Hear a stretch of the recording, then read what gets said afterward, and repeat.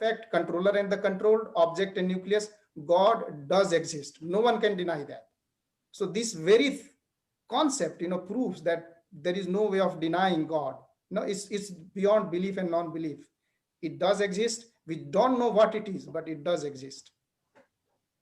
And now, with this, I'll continue. I'll take it forward. You said rightly so many things. Coming back to the question which Mr. Brother Anant raised, and he said a lot of good things also. A lot of relevant things regarding the topic and subject which we are discussing. And I would say that yes, science is discussed these days because we are living in a scientific era.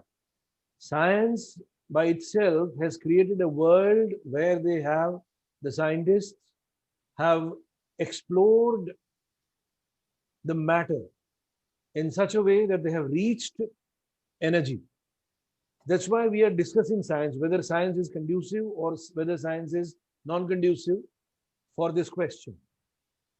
In one line, I'll say that the scientific temperament has led a lot of intellectuals, lot of thinkers to move away from God.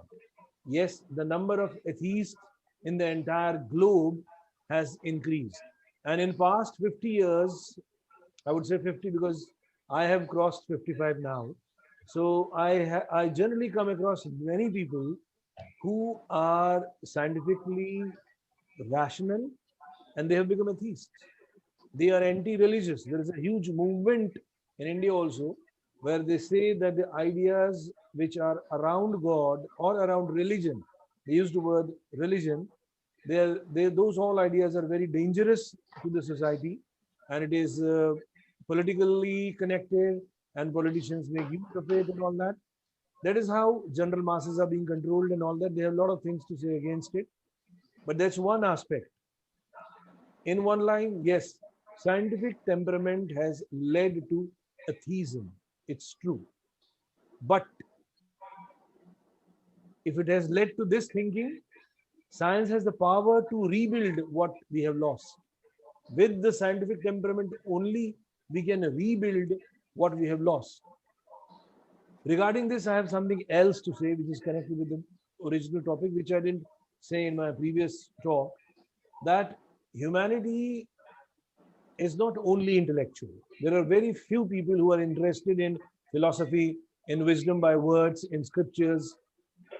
We'll classify such people who are guided by intellect. So they are intellect dominated people. There are many people who are emotionally dominated. And there are many people who are guided by their instinct. Generally, we find these three kind of people: guided by instinct, guided by emotion, guided by intellect. A man guided by emotion will have a different concept of God, would like to get connected with God emotionally. And this happens with whether they are good sadhaks or not. It happens like this only. One may worship Hanumanji all his life and will get a lot of inspiration and lot of connectivity, lot of love and even devotion. There is no big deal about it. And we have in India, we have a lot of such stories, and even in West, we have a lot of such stories that people have gained a lot of inner strength by just being in love with Jesus. And same is with people from other religion. So for them, God exists in this form. They are beyond any kind of philosophical wisdom, any kind of philosophical discussion, or any kind of scriptural discussion. Coming back to one of the important saints of India with Dada Nityanand said about Ramakrishna ji, he was completely an uneducated person. An uneducated person forgets science and all. He could not even write his name in his native language, which was Bengali. But he was a giant in realization of God. Now, how does this happen? There is no science, there is no psychology, there is no rationality. He was a foolish person for many people. Before eating, he used to bring that food in front of Kali Ma and used to first make the mother eat the food and then eat himself. So there is another extreme, and there are many people like that. We do not have people like Ramakrishna so much these days, but there are many people who inwardly are so emotionally charged up regarding the idea of God that any kind of scientific thinking will not create disbelief in them. Now, because the main society, the educated society is scientific, and science is the ruling law or the ruling subject now, because we see everything connected with science, whether it is mobile, whether it is this Zoom app, or whether it is a car, or whether it is anything. We are living in a scientific era. So that is why we have to talk scientifically regarding God also. That is our, what do we say? That's our necessity, or that's our requirement now. Otherwise, we do not have any other way. Language has its own limitations. Language cannot express such sublime ideas in a very clear cut way. That is why ancients used symbols. Now, coming back to the subject of God exists or not, I would say that anyone who is a seeker of God, anyone who just has a 5% interest in knowing God, when he begins, he will always begin in a negative way, which in Indian Upanishadic terminology is called the path of neti neti, not this, not this.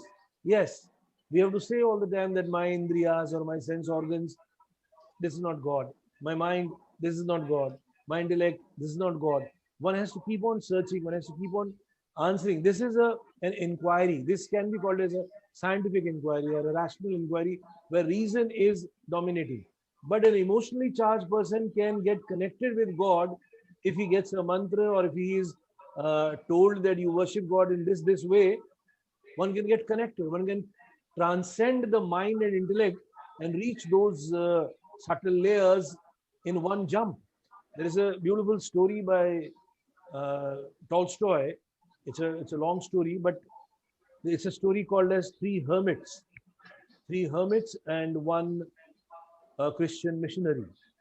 One Christian missionary went to a village where these three hermits were very popular, and all villages were to say that these are saintly people, you must meet them. And this Christian missionary went to these three hermits, three sages, and asked them, how do you pray? How do you pray, Lord? They told him that this is the way, we do this, we say this. That Christian missionary said, no, you're doing it wrong way. This is not the right way. Your hand should be like this. You should kneel like this. You should say these words. And then the prayer will be complete. They said, very nice. We are happy. And that Christian missionary goes away. And when he goes away, he's going in a ship. And after some time, he sees a very straight light on the water, on the sea. And those three sages, those three hermits, are walking on the sea. They are running on the water. And some people are actually surprised, and they're in awe, and they're saying these three people walking on the sea. And the missionary also gets up from the ship and sees that these three people are coming, walking, and they're shouting to this Christian missionary, sir, please listen to us, please listen to us. And the missionary asks, what?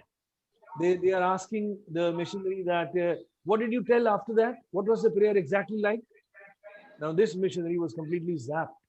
He saw these three sages so innocent. They had the power of walking on the water without getting drowned, just because their faith was of such high nature. And then that missionary told them that you don't need to learn any prayer. You're already on the way. God bless you. I'm a kid in front of you. He knelt down and said that you have nothing to learn from me.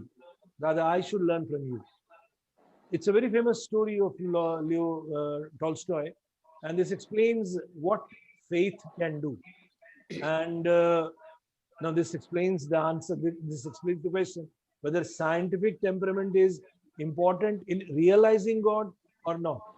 Scientific temperament is important for general masses, but for realization, it is the emotion that will matter.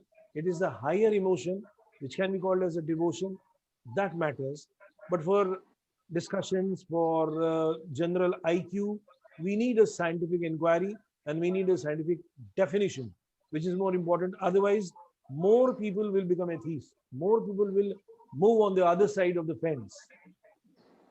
Here, I would like to conclude, because we don't have much time. Otherwise, one gets excited in talking about such things. So I would like to sum up and ask the next speaker to take charge, which I believe is Yeah, I'm Well- requesting Dada Nitya Sundaranji to speak next, and then Pundevanji after that. नमस्कार। किसी कवि ने कहा है, अगर हम दूध नहीं पचा सकते तो इसका मतलब दूध खराब नहीं, पानी पीने से उन्माद आए तो इसका मतलब पानी शराब नहीं, प्रश्न का उत्तर नहीं दे पाना इंसान की अपनी कमजोरी है, इसका ये मतलब नहीं कि सवाल का जवाब नहीं। तो हर सवाल का यहाँ जवाब है, बशर्ते कि हमें ढूंढने की जरूरत है। जैसे कि मन का जो चैम्बर्स एंड लेयर है, मन की जो अग्रगति होती है, तो जो साइकोलॉजी की बात कहा जाता है, मनोविज्ञान, आज मुख्यतः 4 प्रकार के स्टेजेस हैं: common psychology, bio psychology, yoga psychology, apex या पिनाकल साइकोलॉजी। तो मनुष्य जब योगा साइकोलॉजी के स्तर पर पहुंच जाता है तो उसे सृष्टिकर्ता एवं सृष्टि के जो करने वाले रचयिता है उसके बारे में उसको अनुभूति होना शुरू हो जाती है। और जब वो पिनाकल या एपेक्स साइकोलॉजी में मतलब वो पूर्ण विवेक हो जाते हैं, बोधिपूर्ण जागृत हो जाते हैं, जब उनका हिरण्यमय कोश में मन अवस्थित हो जाते हैं, तो वो इतने सक्षम हो जाते हैं कि वो कुछ भी समझने और जानने और देखने की क्षमता है। भगवान अर्थात ईश्वर है कि नहीं है, तो इस प्रश्न का मेरा आंसर है कि वो है। अब जैसे कि मान लीजिए ये जो इंद्रियां हैं, मान लीजिए ये जो हम जिससे हम देखते हैं, इनका भी सीमा है। हम अपनी आंखों से करीब हो सकता है 1 किलोमीटर, 2 किलोमीटर, 4 किलोमीटर, 5 किलोमीटर देख सकते हैं।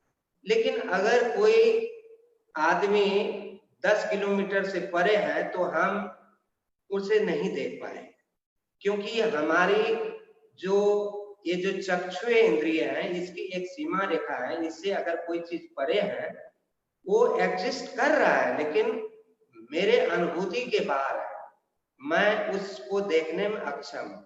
तो इसीलिए परमात्मा भी बहुत ही अति सूक्ष्म है, सूक्ष्मतर है। इसलिए इसको लोअर माइंड से नहीं देख सकते। जब तक मन की अवस्थी अपर माइंड तक नहीं पहुंचती तब तक संभव नहीं। अब दूसरा है कि हम इसको कैसे प्राप्त कर सकते हैं। तो जैसे कि बहुत लोग उदाहरण देते हैं कि जैसे कि दूध को देखने से पता नहीं चलता है कि उसमें मक्खन है या घी है, लेकिन जब उसको प्रोसेस के द्वारा उसको हम चर्न करते हैं तो उसमें मक्खन प्राप्त होता है। तो ये जो प्रक्रिया है, इसकी जानकारी जिसे है और जो करने में सक्षम है वो मक्खन प्राप्त कर सकते हैं। और जिसको ये अनुभव है, जिसने ये अनुभूत किया है या दृष्टि गोचर हुआ है जिसके नजरों से, तो वो इसको स्वीकार करेंगे। लेकिन जो कभी इसके बारे में सोचे नहीं है या कभी देखे नहीं, वो तो बिना सोचे समझे इनकार कर देते हैं। तो ब्रह्म के बारे में भी वही लोगों की धारणा है। अब साइंस की बात करते हैं कि साइंस अभी भी इतना एडवांस माने जाते हैं, लेकिन वो किसी भी लेबोरेटरी में ब्लड तक नहीं बना पाया। साइंस की ये अभी तक क्षमता है कि ये जो ह्यूमन जीन्स है, डीएनए है, इसकी वो 2 से 3% उसकी जानकारी हासिल कर पाया। बाकी 97%, 98% उसके लिए अज्ञानता क्या है। तो इसीलिए साइंस को बहुत कुछ डेवलप करना भी बाकी है। इसीलिए जो अध्यात्म विज्ञानी है, जिसे हम ज्ञानी गुणी साधु संत या ऋषि महर्षि कहते हैं, उसने इस चीज को अनुभव किया है, इसलिए हम उस अवस्था में नहीं पहुंचे हैं। तो इसका मतलब ये नहीं कि उसका जो अनुभूति है वो गलत है। जैसे कि मान ले जाए कि कोई भी विद्यार्थी मान ले जाए कि नर्सरी क्लास में है और उसको एकाएक यूनिवर्सिटी क्लास में बिठा दिया जाएगा, तो उसके पल्ले कुछ नहीं पड़ेगा।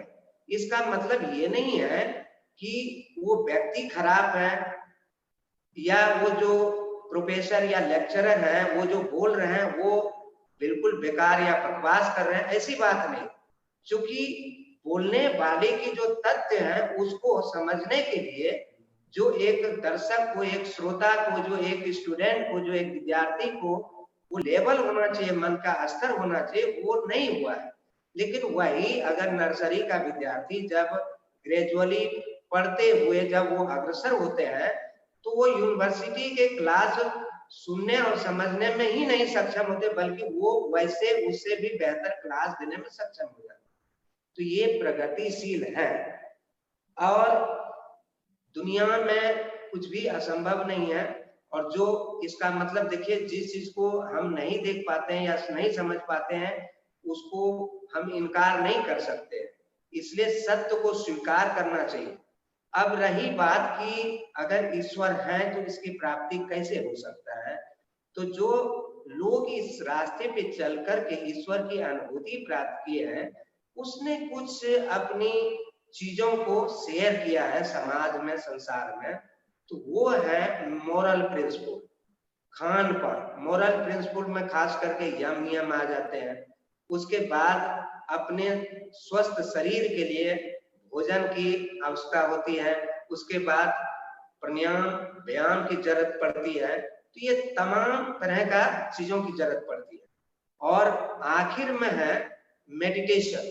सेल्फ रियलाइजेशन के लिए जो बेस्ट सिस्टम या प्रोसेस है उसको हम लोग मेडिटेशन कहते हैं। मेडिटेशन क्या है? Close your eyes and open your mind, that is actually meditation.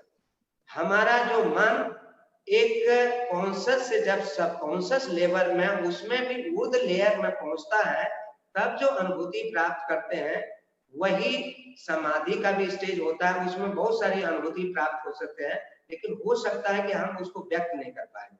और सबसे सरल और आसान तरीका है सर्विस टू हिज क्रिएशन, क्योंकि उसकी क्रिएशन को जब हम नर को नारायण मान करके, हर जीव को उनकी ही सृष्टि रचना मान करके, जब उसमें हर चीज में हम ब्रह्मी भाव को आरोपित करके जब हम उनकी सेवा करेंगे तो उनकी कृपा होगी। इसलिए तुलसीदास जी कहते हैं, सोई जानहि जेहि देहि जनाई, जानहि तुम ही हो जाए।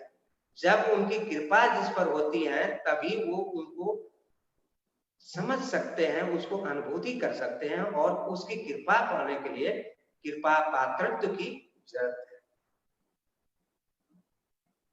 नमस्कार। The next is going to be Dada Pundevanand ji. Yeah. Actually, the subject is discussed well, but I think Brother Ananta's question is partially answered by Dada Dharam Premanand ji, partially answered by our Lalit Parimu ji. But I would like to add in that his question is whether science is conducive or science is atheist. So let me first define what is science. So far, Anandamurti ji says that science is not a book, science is not a person, but science is rational and methodical flow of knowledge which leads you from known to unknown. So science is not at all disturbing or hurdle on the path of spirituality. Neither science is atheist. I have not seen in any book that a particular scientist has said there is no God. I have not seen in any book. I have not gone through any book. Maybe some philosophers like Nietzsche and Karl Marx and Charbak, the philosophers, they have talked about the atheism. But science has never talked about that there is no God, something like that. Because when there is a constant flow of knowledge and which taking you toward subtlety, which take you from crudity to subtlety, because there was a time when people used to say that yes, the sun is revolving around the earth, but according to scientific research, now it came to the clue that no, it is the sun that is the nucleus of this solar system. And there was a time when atom was accepted as a subtlest particle. But now we can see as atom is not the miniature form of the object, but even in an atom, there are more than 200 subtle particles, like quark and neutrinos. Neutrinos are more subtler than the proton, electron, and neutron. And neutrino can move without any hurdle. Neutrino doesn't need any influences to move.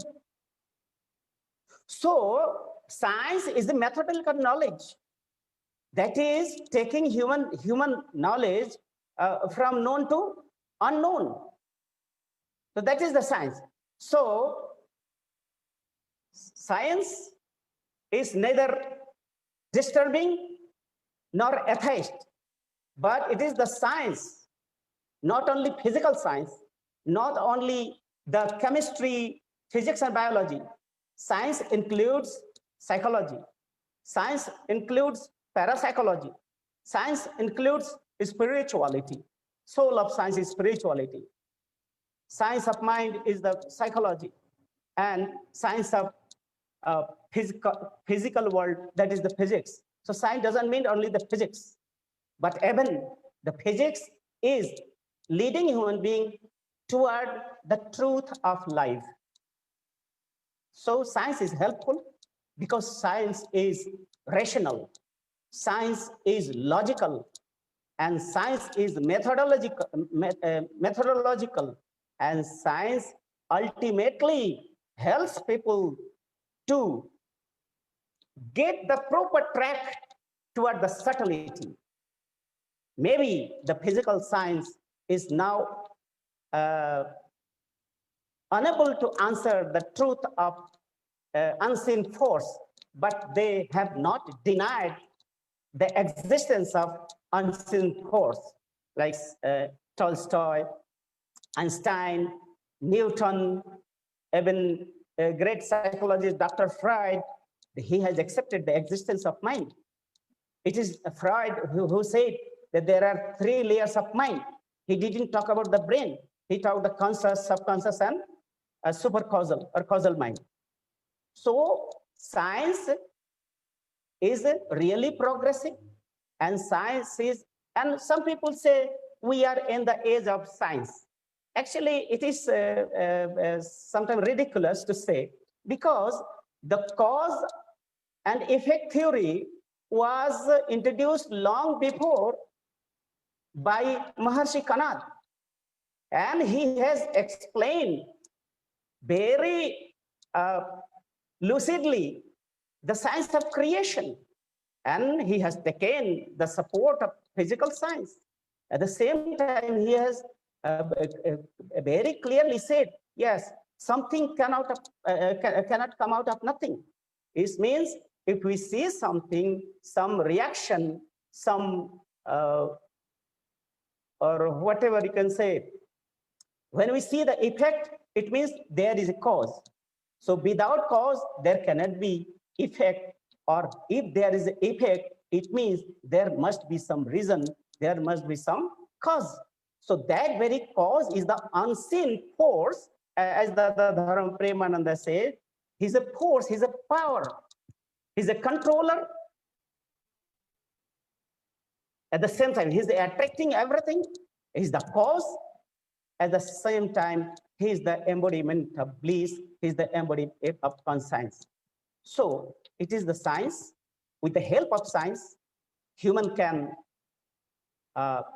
if we follow the path of rationality and follow the path of realized souls, the rishis, maharshis, then alone to the realm of in the realm of sight, and through the psychology, the concentrated psychology, we can transcend from the physicality to psychic world, and psychic world into the unseen causal world, the realm of the conscious, pure godlyhood. That alone can be achieved through the methodology, and that methodology is the sadhana. That methodology is the intuitional science, and through the proper practices, we can reach to that unseen force and realize the truth of life. Thank you so much. Namaskar.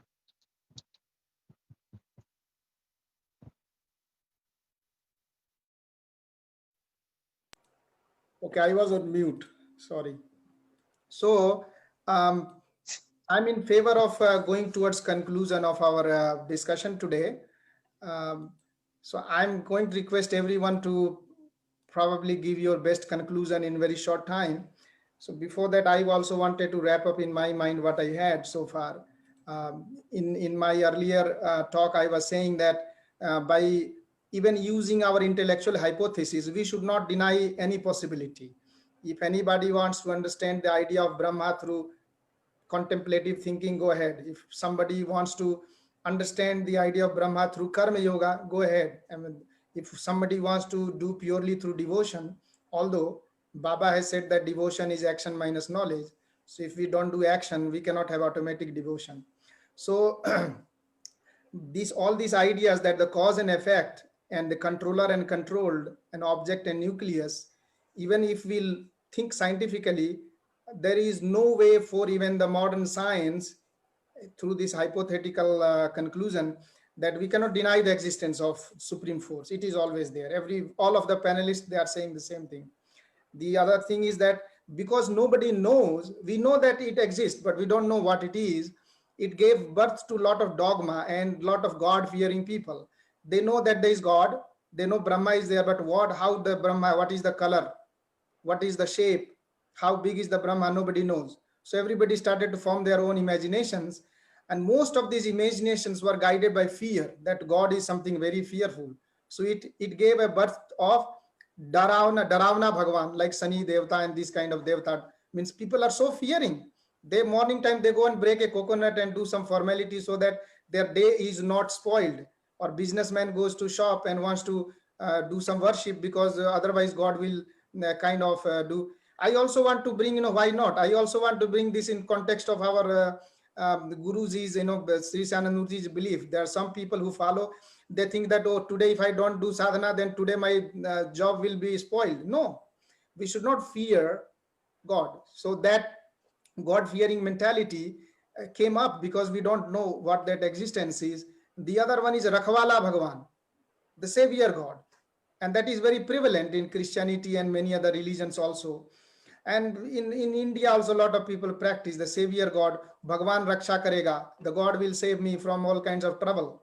So the imagination, people did not know the existence of God. They started to form all this imagination. And most of these imaginations was based on their fear and based on their needs.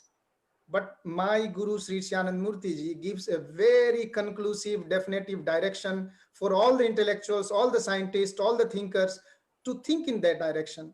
That if at all we have to make a conclusion, analysis of what God is, then that analysis has to be done through a contemplative process, not looking outside, but looking inside. And in that, he says very clearly, no Daravana Bhagwan, no Rakhwala Bhagwan. We should be loving God, beloved God. So that connection, that emotional, psychological, psycho-emotional connection, my Guru Sri Sri Anand Murti ji has suggested. So that's a kind of very practical approach of how we can achieve. So in conclusion, all of the panelists, basically they are coming to same kind of thought wave, that God does exist. We know that, at least through our hypothesis, we know that God does exist. How do we know the God? Not by fearing, not by imagining that he's savior, but by loving, developing that inner love and connection. This is my conclusion. I'm requesting all other panelists also draw, maybe take a minute or maximum 2 minutes and draw your conclusions, and that way we can end our discussion for tonight. And next, Yes, I may begin. I think Vinita Didi, she has not spoken. He has not said for a long, yeah. Yeah. So Vinita Didi, you are first and then we'll go on.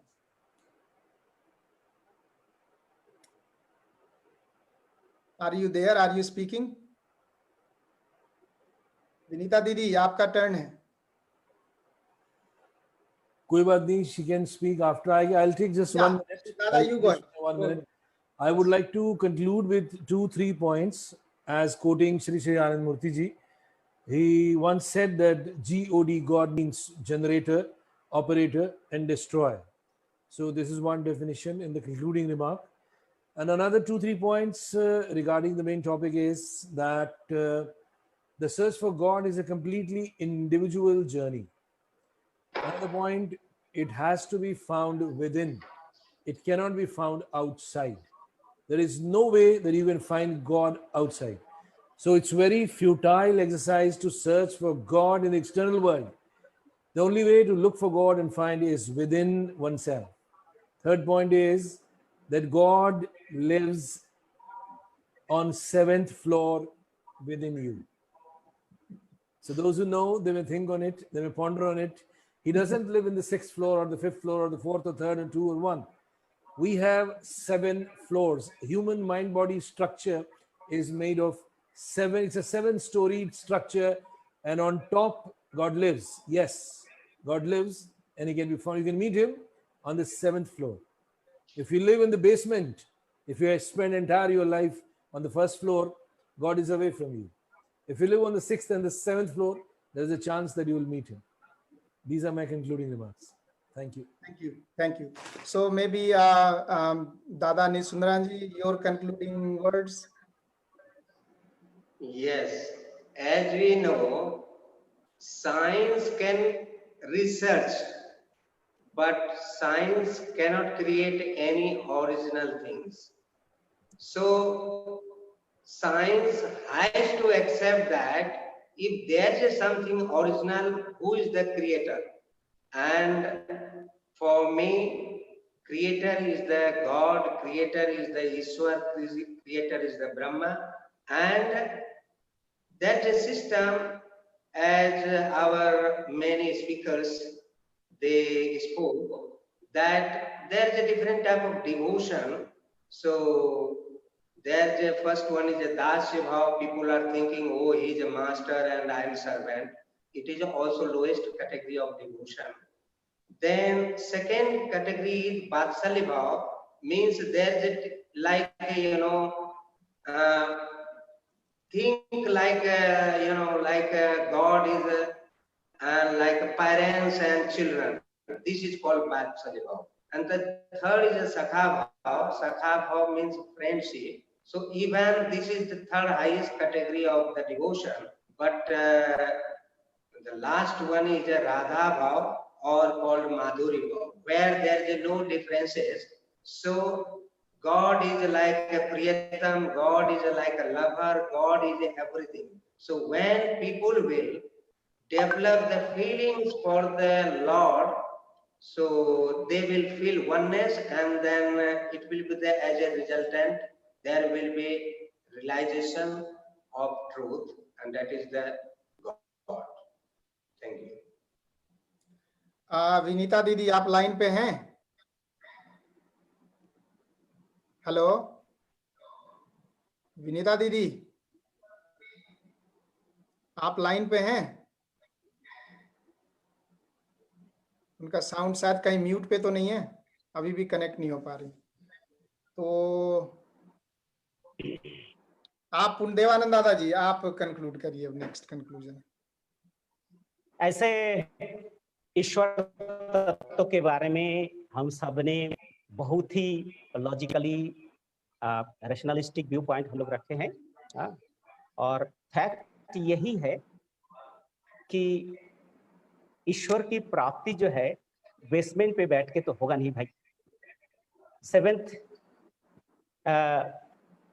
6 सीढ़ी को पार करके, माने 6 सीढ़ी पे जाने के बाद वो एहसास करने लगेगा यस है। बेसमेंट पे रह के 6ठा सीढ़ी में क्या है वो पता नहीं चलेगा। और 6ठा सीढ़ी तक पहुंचने के लिए जो कोशिशें हैं, जो प्रयास है, जो सिस्टम है, वो योग है। योग के माध्यम से, योग ही एक ऐसा साइंटिफिक मेथोडोलॉजी है जिसके माध्यम से इंसान उस परम चेतना, लव पर्सनिफाइड जो एंटिटी है, उसको समझ सकते हैं।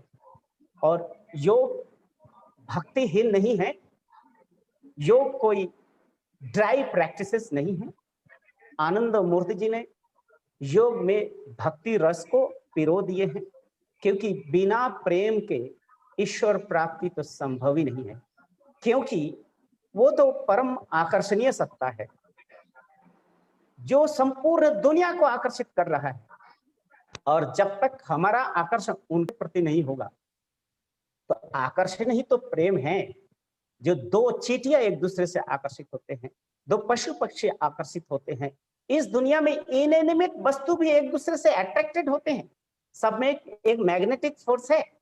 तो वो जो सुप्रीम मैग्नेटिक फोर्स है, वो सुप्रीम कहा जाता है एम्बोडीमेंट ऑफ अट्रैक्शन, एम्बोडीमेंट ऑफ लव। और वो प्राप्त सिर्फ प्रेम से ही संभव है, प्रेम मिश्रित योग। और जहां प्रेम है वही भक्ति है, जहां भक्ति है वही मुक्ति है, वही प्राप्ति है, वही विजय है। धन्यवाद, नमस्कार। विनीता दीदी आर यू कनेक्टेड? अभी आप कनेक्टेड हो गई हैं दीदी? अगर आपको आवाज सुनाई दे रहा है तो आप एक बार लॉग आउट करके फिर से कनेक्ट कर लीजिए, क्योंकि आपका आवाज नहीं आ रहा है अभी भी। So in the meanwhile she may not connect, she's trying probably. So Ananta, I think you are getting a sense of what we have come to some kind of conclusion. So we want to hear your conclusions also from the discussion of today. So maybe like within a minute, if you can bring your thoughts. Sure. I'd love to bring this topic to discuss to a conclusion. So I'd just like to say, first of all, Sri Sri Anandamurti's ideas are profound and very precisely and skillfully combine science and spirituality. So I feel very lucky to be in the presence of students of such a realized master. In the panel discussion, I heard a lot of mention to God as a sort of experience of the divine. And so a soul of science is spirituality, leading to the truth of life, or leading to a primordial unseen force. Of all this, I want to know more about this mystical unseen force that seems like the kind of heart of the discussion here. And so if I want to understand God, one theory that has shaped my belief on how God is connected with the idea of the sacred space, sacred time, and especially from our discourse, sacred experience. So maybe I can understand God by understanding experience. One of the first theorists of religion is a guy named Eliade. He formulated a theory that all religions, especially theistic ones, draw a sharp distinction or divide between the sacred on one hand and regular or profane on the other hand. Eliada's understanding of religion centers on this concept of the sacred. So from the perspective of a religious thinker, sacredness gives structure and orientation to the world. It establishes a sacred order and simultaneously constitutes a break in the continuity of mundane space and time. The breaks give order and symbolic meaning to geometry, to space, in the same way a mandala is designed, in the same way that Dada's explanation, Dada Dharma Premanandaji's explanation of God as a nucleus is sort of centered around a specific sacred point. The profane space of non-religious experience, on the other hand, can only be divided up simply geometrically, simply scientifically speaking. It is no qualitative differentiation from the rest of experience, and hence no orientation and no virtue or its inherent structure. Thus, profane or regular space and time gives us no pattern for our sorts of behavior. On the other hand, contrast amounts to a revelation of an absolute reality, an ocean of primordial being, opposed to the non-reality of our surrounding experience.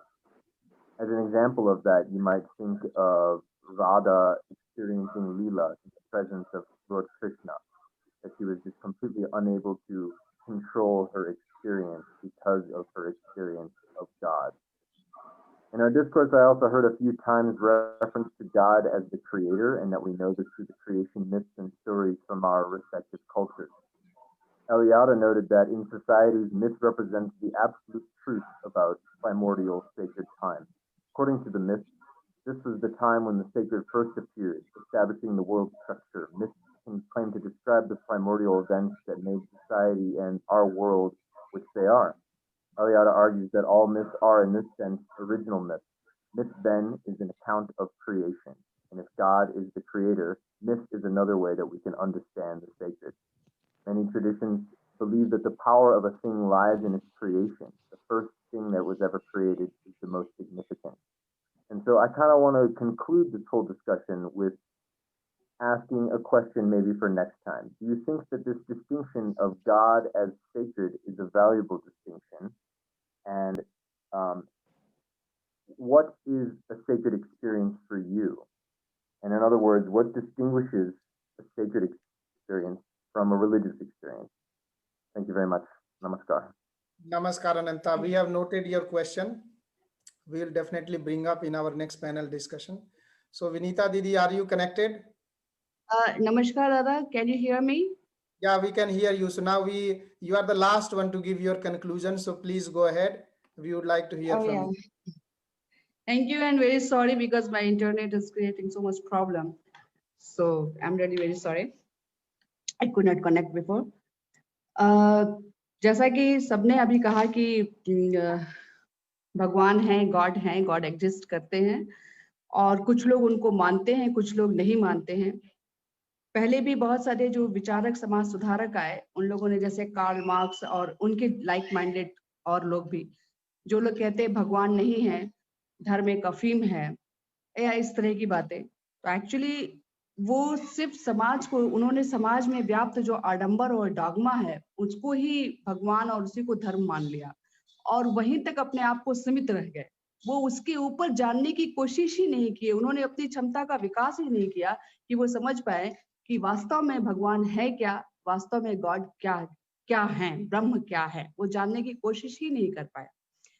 और बहुत सारे लोग जैसे कि महात्मा बुद्ध ने भी कहा, कभी आत्मा परमात्मा उन्होंने कोई मेंशन नहीं किया, इस बारे में कोई बात नहीं की, लेकिन उसकी वजह ये थी कि जिस वक्त महात्मा बुद्ध इस धरती पर आए उस वक्त आत्मा और परमात्मा के नाम पर इतना शोषण हो रहा था कि आम जनता बहुत आहत थी। एक बौद्धिक संकट के दौर से मानव समाज गुजर रहा था और वो एक ऐसे रास्ता, एक ऐसे दर्शन की खोज कर रहा था जो कि आध्यात्म पथ को सुगम कर सके और इन ये जो आडंबर है इससे मुक्त कर सके। और बुद्ध देव ने वही दर्शन दिया।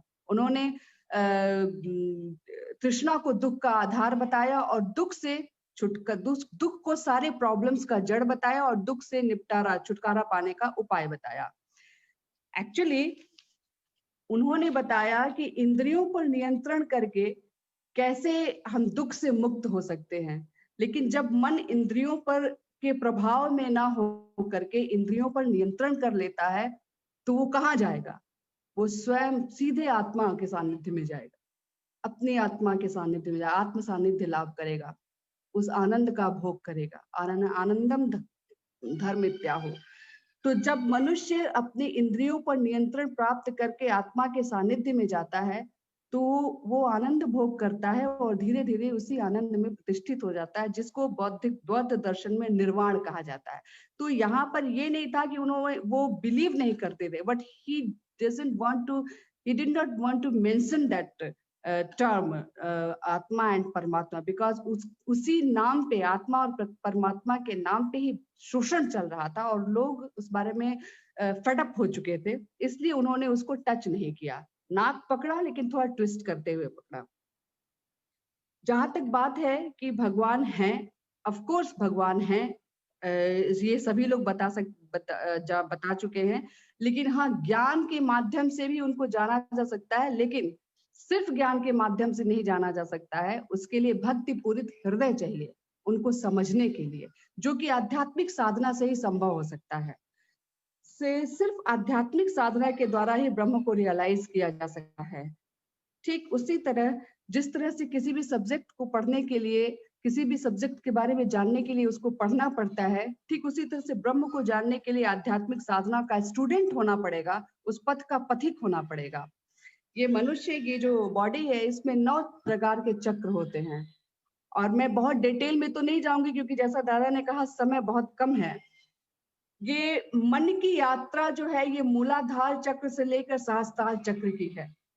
भौतिक रूप से अगर देखा जाए तो ये 2 हाथ की यात्रा है, पर मन की ये यात्रा वर्षों और जन्मों की हो जाती है। अगर आध्यात्मिक साधना का अभाव रहा तो ये यात्रा अंतहीन भी हो जाती है।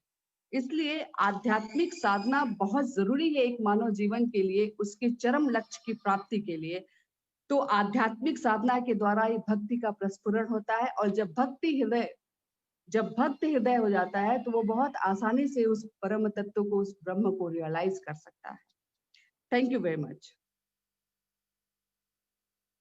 अच्छा दीदी, आपको धन्यवाद। मैं इस आज के विचार को, आज विचार गोष्ठी को समाप्त करना चाहेंगे यहाँ पर।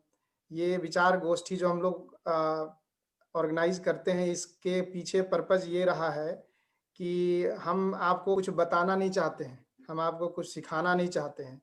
पर्पज ये है कि हम आपके दिमाग में कुछ चैम्बर्स है जहाँ से आप कभी इस विषयों पे कभी विचार नहीं करते हैं, तो आपको कहीं न कहीं यहाँ पे उत्तेजित करने की, हमारी प्रवोक करने की हमारी चेष्टा है कि आप उस चीज़ों को विश्लेषण करना शुरू करें।